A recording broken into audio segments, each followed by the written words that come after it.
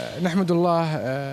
الحركة السياحية في الوقت الحالي في جدة كبيرة جدا، والدليل على كذا كمية الحجوزات اللي احنا يوميا قاعدين نستقبلها.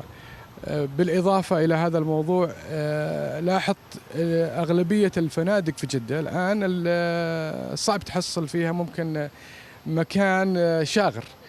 الموسم حقق الهدف الحقيقي له، ومن أفضل لأفضل.